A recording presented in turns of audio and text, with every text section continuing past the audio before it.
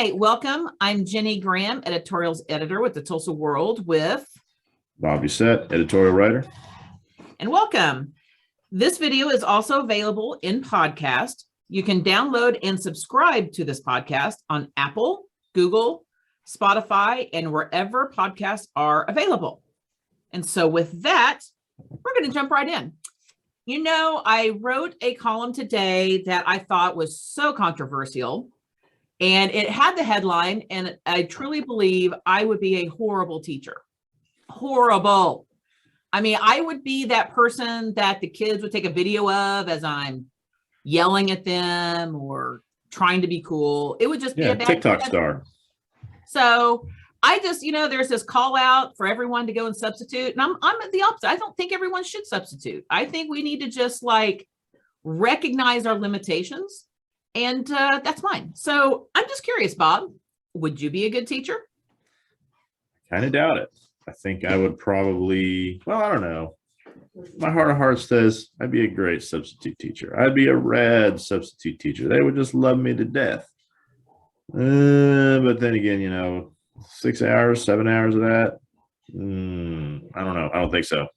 Oh, I would just, my husband's a public school teacher. So I hear sort of, and I see, what good teachers can do. I can't do that because I can barely handle my own children. The idea that I could somehow manage strangers' children, I don't know what they're bringing into the classroom, what traumas and triumphs. And, I think for the most part, kids are okay with a substitute, but all you need is one or two.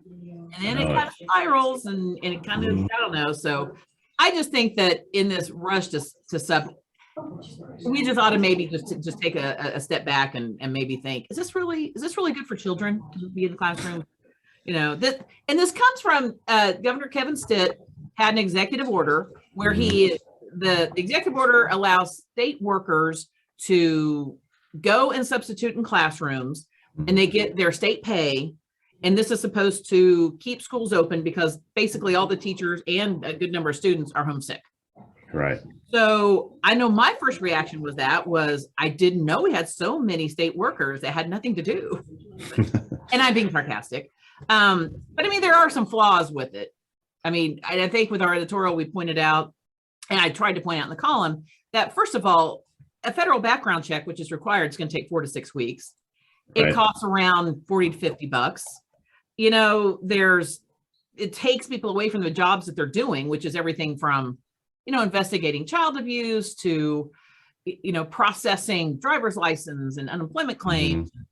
And so I don't know. I just think that that's probably not the answer, but that was my reaction. What was yours, Bob? It's kind of like one of those things, I think, where people are sort of talking at a restaurant and then just drawing something up on a napkin and say, this could work. Let's try it. So I know that's probably a little simplistic on my part, maybe a little sarcastic on my part, but yeah, I mean, there's a lot of things in here that you might want to run by the lawyers. And I can remember a reaction of a friend of mine who's a caseworker for DHS, and she's like, yeah, that ain't happening for me. I got plenty enough to do right now with the caseloads I've got. You got to imagine as lean as state government has been lately, people have plenty to do. Yeah, we've never been a state that's overhired in state employees. I mean, I know there's the stereotype, but at one point in my family, I had 3 uncles, 4 aunts, and my mom. They all work for various agencies of state government, and I never remember any of them having a bunch of extra time or, and they were good in their profession. I don't think, I love my Uncle Billy, but there's no way Uncle Billy is going to go into a middle school class and be able to handle it. He was a Department of Ag guy. He inspected poultry plants and he was good at it. I would not want him to, and I'm sure my daughter would not want him necessarily in her algebra 2 class. So, and the same reason why you wouldn't want me teaching trigonometry or calculus or physics. Yeah. You're probably going to have the same thing happen for, I'd say about maybe 97% of all state workers, provided they got the time. Right. And the problem is also, this isn't subbing for a day or two. This pandemic it keeps teachers out for a minimum of a week if they're asymptomatic or few symptoms, there are some teachers that are getting COVID and they're out for months. So we're talking Right. long-term subs. So, not everyone can just jump in and do it, but The minimum, we're looking at 3 or 4 weeks of a surge. Yeah. Minimum. There is a thought that the governor's coming up with something, give him credit for that. But I'm with you that it does seem like it wasn't checked out. A story today said that the union for the state employees wasn't conferred with. And so I do kind of wonder like how much this was vetted. And the other issue is a lot of thousands of state workers are paid for by federal money for specific programs. I'm guessing, I'm not an attorney, but I'm pretty sure the federal government's not going to be cool with their dollars for that program being used to then sub in a state classroom. Yeah. So I think there's some issues that just weren't worked through that, but moving on to state government, you wrote a really good piece about, you kind of laid out the tension and the strain between really Governor Stitt and the tribes. And Stitt represents the state's leadership. So, you would include Attorney General John O'Connor, which has filed lawsuits. What prompted you to write that? And what were the key takeaways that you wanted to make in that? Well, first thing I can remember is back in November, Chief Hoskins with the Cherokees, he had tweeted out some stuff saying, and he wasn't talking about necessarily a tribal issue. He was talking about the vaccine mandate resistance that we've seen from the governor's office. And I was like, oh, okay. So we got tribal leaders now weighing in politically on something that doesn't directly deal with the conflicts that are happening between the tribes. Fast forward to this week, and we're having our Michael Buffer moment. Do you know who Michael Buffer is? I do not. Tell me. Let's get ready to rumble. You got a WWE reference? Yeah, boxing, more of a boxing. Or boxing. Thing. Okay, yeah, got me there. it has definitely escalated a little bit. First we hear that the three tribal leaders of 3 of the biggest tribes in the state saying we probably need another guy in here. And then we have the famous MLK speech that the governor gave, where he was likening the McGirt decision to something being despicable, and saying that he would find that Martin Luther King would find the McGirt decision despicable, and so forth and so forth. And we have just now gotten to the point. It's like, yep, it's definitely 2022. It's definitely election season. And I think you're going to see, individual tribal members and leaders have given their thousands. The tribes have given their tens of thousands to different campaigns, including Mr. Stitt. I'm having a feeling that's going to go the other way. I don't know how much that's going to move the needle in terms of individual tribal voters, because it's not a monolithic vote. Yeah, but you're going to start picking some fights. You're picking some fights with some guys that got some muscle now. So it's going to be interesting. Now you've remind me, and I know tribes have always, because people that live here, they are tribal citizens, and they are also Oklahoman American citizens. We recognize dual citizenship for tribal members, and that's been established by the U.S. Supreme Court long ago. Actually, not that long ago, is in the 20th century that they were allowed dual citizenship.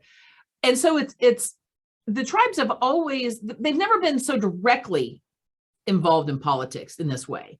That as a tribe, they've had individual tribal leaders be involved in Oklahoma politics, but not so much as a tribe. I mean, am I right on that, or is there some history of tribes sinking money into state campaigns? I think what they have, but they've always done what a lot of corporations do, is they hedge their bets. They'll give some money here to this guy, and they'll give some money to that guy, and they're spreading a little bit of the money around. And they've taken a much quieter approach to past campaign seasons.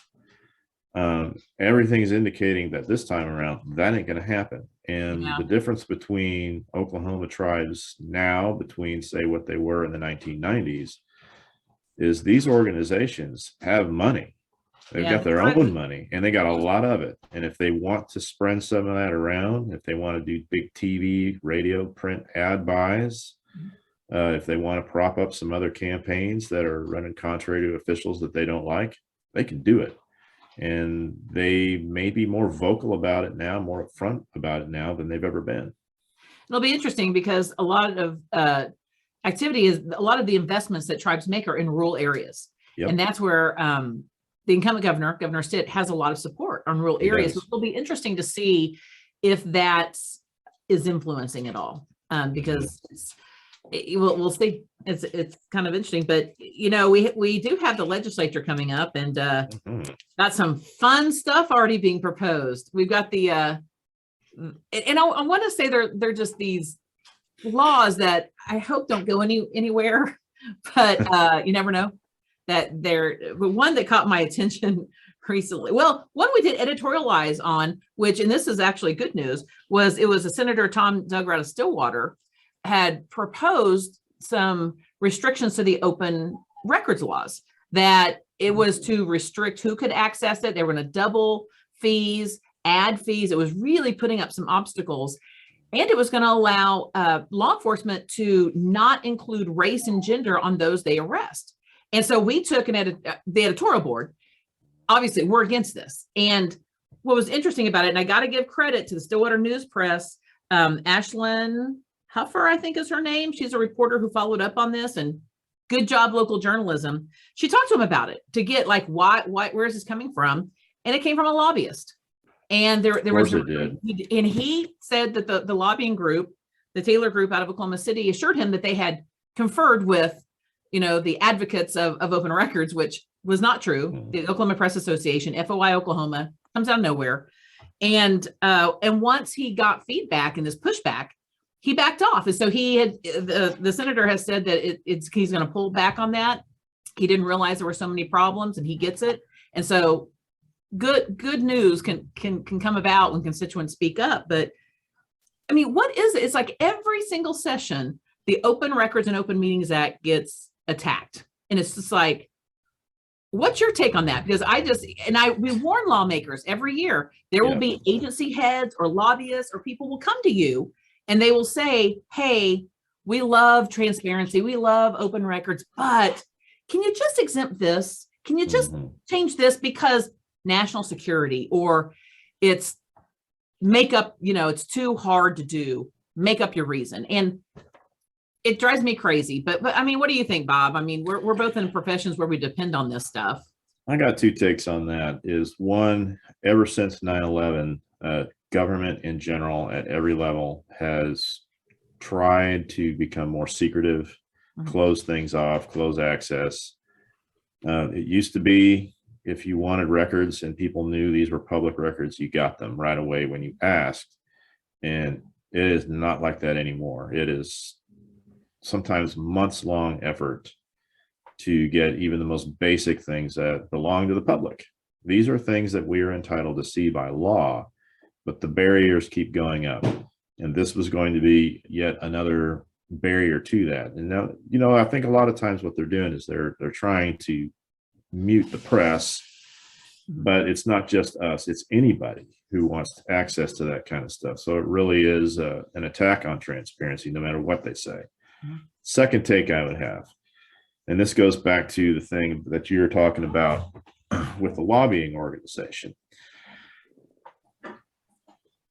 It is mind-boggling to me, and this has been a problem for many years, you know, at least 15 or more years, how many laws are not even written by lawmakers. They are written by lobbyists. Oh, I would say most. It's cut and paste legislation too is another problem. Yeah. Sometimes done at the national level, and you just substitute a few names and a few numbers and a few phrases here and there to tailor it to your state, and boom, there you go. And too many lawmakers just sign off on these things because that's what they're told to do to support whatever it is that they're supposed to be supporting that day. We have lost a lot of expertise and a lot of independence among legislators to actually do the job of legislating.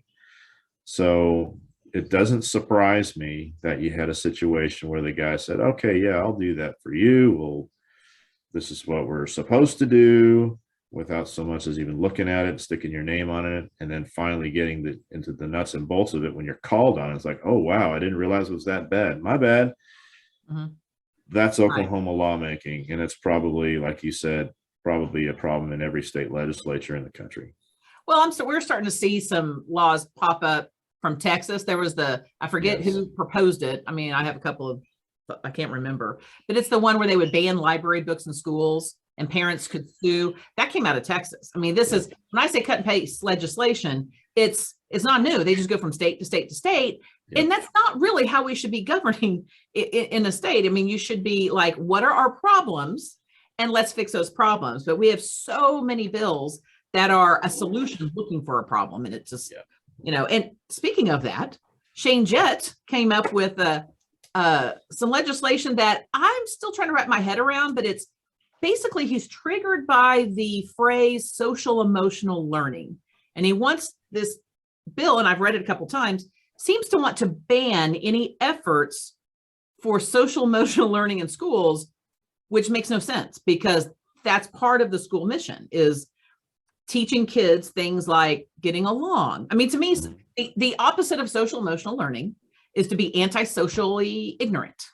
And that just seems, that should be the name of the law, the antisocial ignorant law. That should just be what we call it. But is this something new? Did I miss something? When did social emotional learning become the boogeyman of something? I mean, I don't understand the problem. Honestly, this is kind of came out of left field for me too, and I don't really fully understand what the motivation behind it is. It's got to be some it's got to be some culture war right-wing thing. Something. I don't. Yeah. No, I mean, that's what I'm getting at. It's like, when was this a problem? We want our kids to have social emotional maturity. This has been done since, 40 years, 50 years. That's what teachers do. You teach kids to mature emotionally, because right now we've got a lot of kids in trauma and we have school shootings. We have these things. We want kids to be able to learn to deal with their feelings. Should be something we encourage, not discourage. I gotta wonder if this has got to do with some sort of anti-woke thing, but it's really hard to decipher that. It's kind of like how the anti-CRT bill was when it first came out. It was like, well, you can see what they're saying, but then sort of what the intent is. So I kind of wonder if this is one of those deals where it opens up this high degree of latitude to anyone that gets I don't know. And it goes back to just distrusting teachers and disrespecting what they do. And that's not been a problem. There was another bill that was written about today.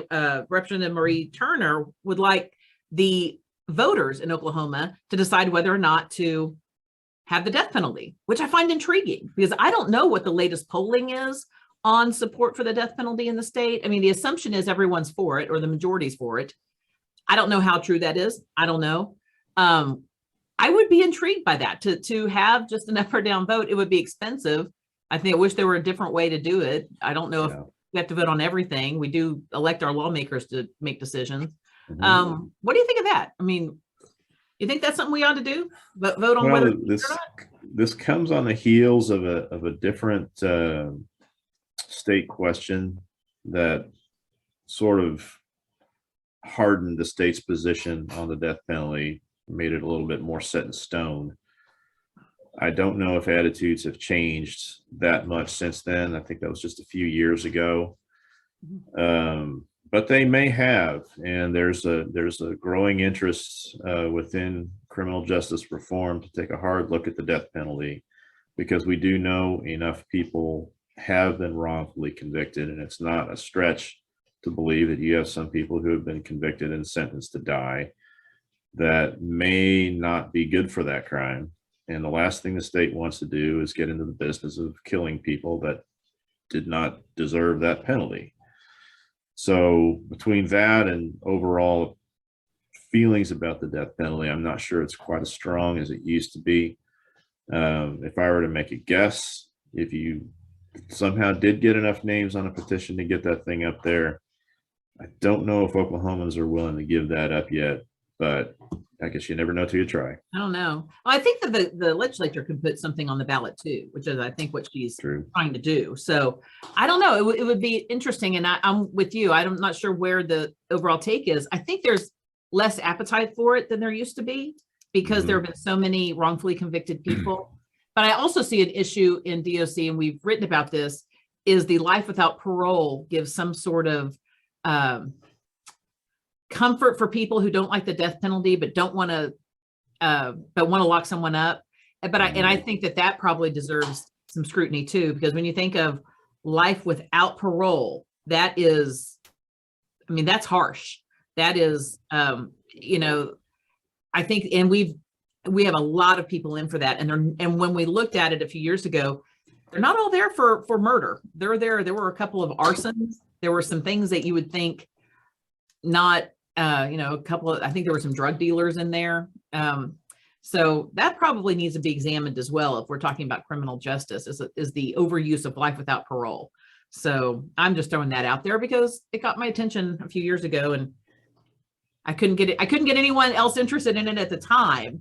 But just because when you think about life and death, and it's pretty cruel to lock up someone behind bars till they die. I mean, it's definitely a penalty. Does the crime fit that? So right, it does need to be that it does need to be for the most serious offenders. Yeah. So another set of bills that were proposed, Senator Julie Daniels out of Bartlesville, this caught my eye because the bills would give the governor more power when it comes to appointing boards and appointing judges specifically, and the health related boards. And we already have given the governor an immense amount of power. We have right now, the governor has more power than at any point in state's history. Because if people remember, under the last governor, under Governor Fallon, the citizens oversight boards of the health department and DHS, voters approved that change to take, because those used to be overseen by citizens appointed by various branches of government, and they hired and fired the agency head. So those two huge agencies were put under the governor under Fallon's time. And then in 2019, Governor Stitt approved bills that the legislature passed that put up 5 other big agencies under his authority, under the governor's authority to hire and fire the agency head. And that was prisons, mental health, juvenile justice. I forget the other ones. I can't remember off the top of my head, but it basically, I think that the person in charge of Medicaid, health. So all these are now controlled by the governor. So the buck stops with whoever's in the office. And so what this does is the judges that are appointed, we have one of the best systems for that in the nation. We have a judicial nomination committee that comes up with the list of people they think, and these are, the committee is made up of lawyers from different places. And the idea is they're vetting to make sure that the judges have the kind of credentials that, attorneys across Oklahoma feel is needed. And then the list forwarded to the governor, and then the governor chooses from this list, which is really better than how we do even the Supreme Court nomination, the U.S. Supreme Court. And it's worked well for us. I mean, there's some issues here and there, but for the most part, we have not had any scandals with judges. Everyone seems to be happy with it. And what this bill would do is just get rid of that and just allow the governor to appoint whoever he or she wants with consent confirmation. Mm-hmm. And I don't see why. And the other all the health related boards, right now, some professional groups like the Oklahoma Medical Association and different groups have a say in the process for who is on that.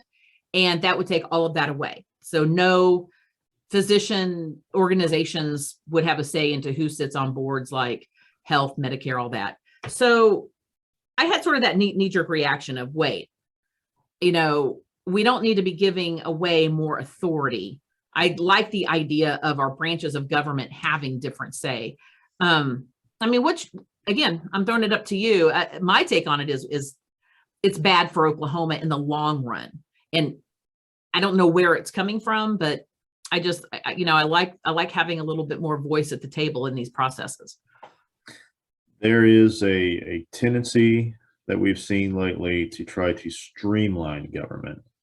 And I think that's sort of the cover that you're getting to this, is we are streamlining government. We are making it to where we don't have to have all of these different layers to get things done. Now, is that truly what's going on, or is it more of a type of thing where we're trying to follow a national trend of centralizing executive power? And I think that's what you got going on. When Governor Stitt first got into office, there was a lot of resistance within the legislature to do this, because lawmakers had a lot of influence in how these nominations went down and these hirings and things.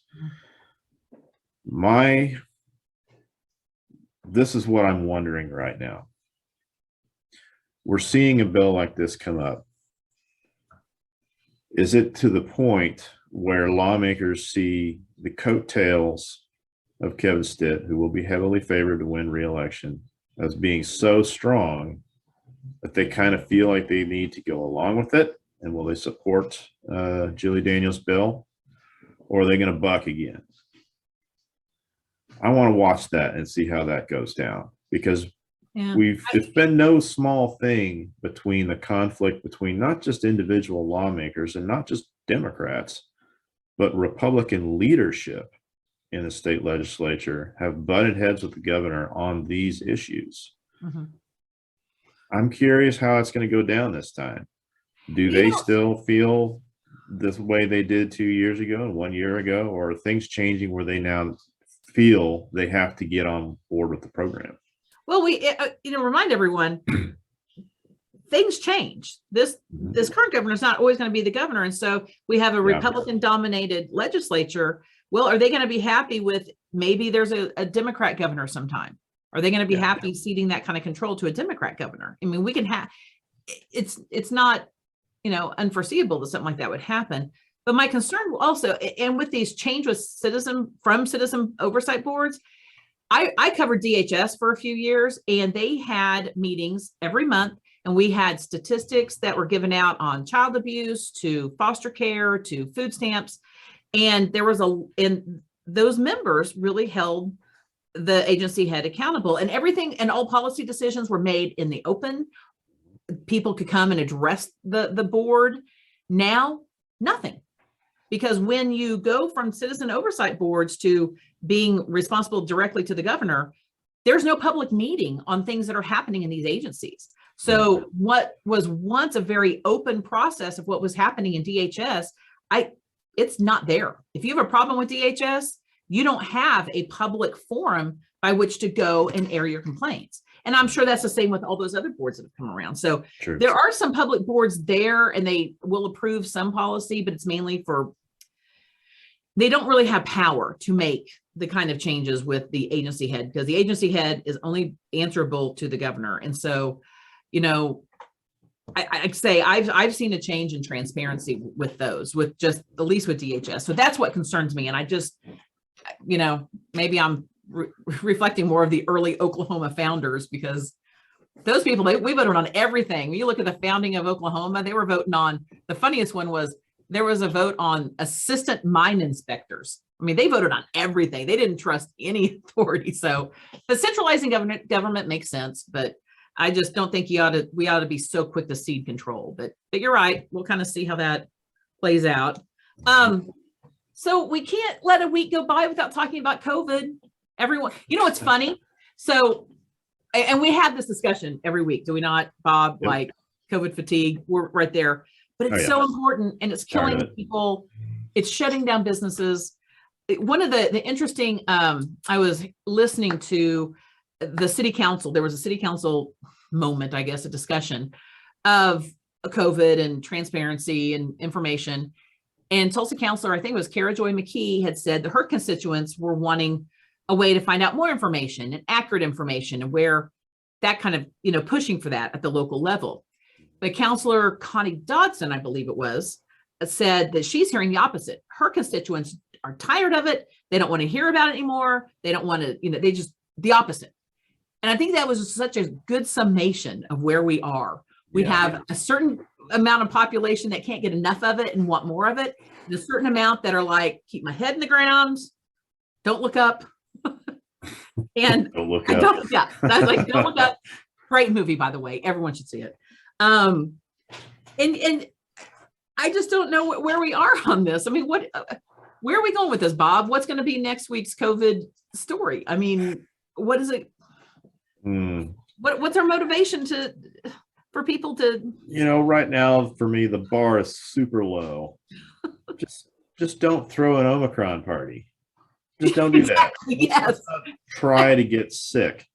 Let's stop. Let's just not do that. Maybe leave the saliva out of the parishioner interaction thing at church. Oh yes. But I mean, all seriousness, this is a couple of weeks ago. I talked about this being a 12-round title fight, because that's what it is. And we're a few rounds into it, and we're tired because we're so accustomed to being able to do what we want, when we want, how we want, where we want.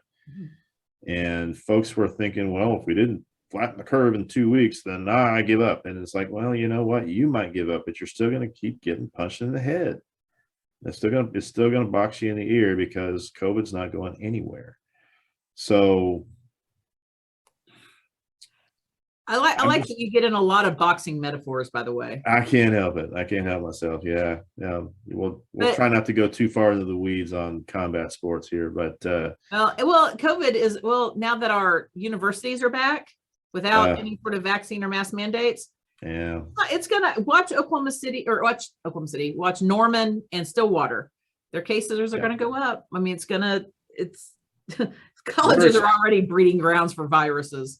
Yeah. Well, yeah, for sure. But we're probably a couple of weeks away from our peak here in Oklahoma. It's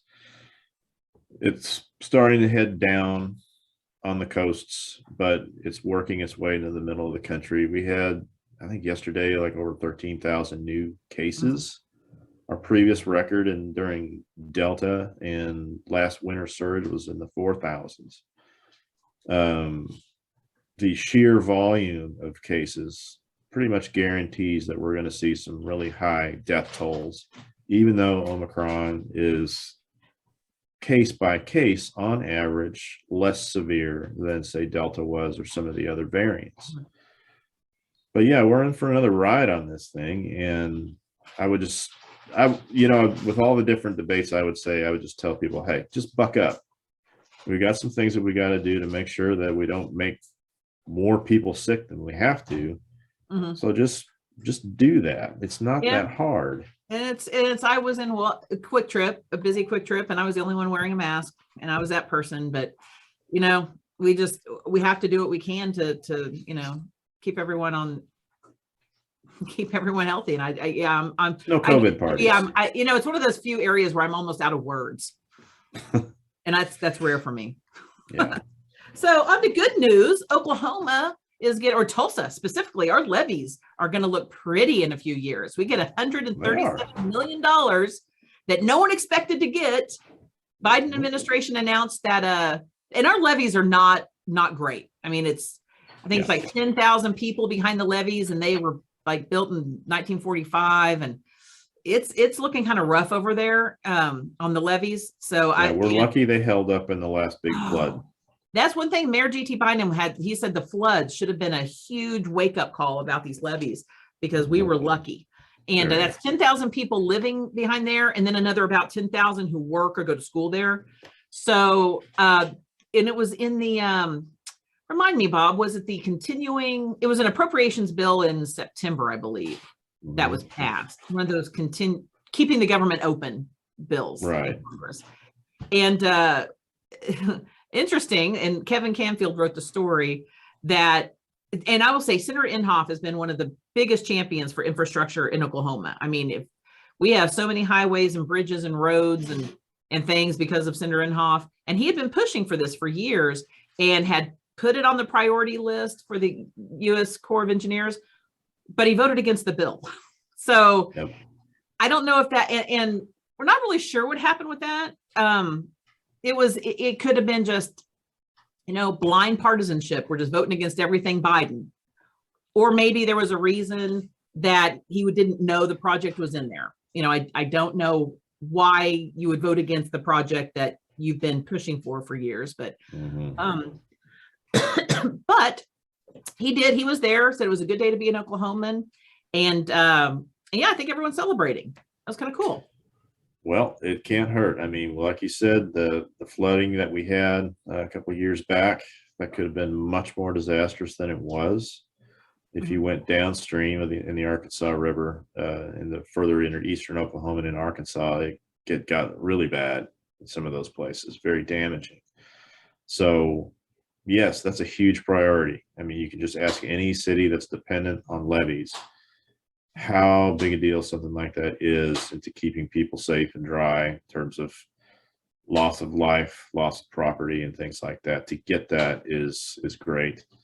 If you got on social media after Senator Inhofe and Representative Mark Wayne Mullen started trumpeting the fact that that 137 million was coming, people were ready to pounce. They were like, "But you voted against it." Well, and that's going to come up because our congressional delegation voted against, and that was just now. Tom Cole did vote for that particular bill, but the infrastructure bill, our congressional delegation all voted no, and so as we get projects, I think it's going to be, people are going to have to remember, if you voted against it and you're going to be at the groundbreaking or the ribbon cutting, it's probably going to get brought up. But a little bit.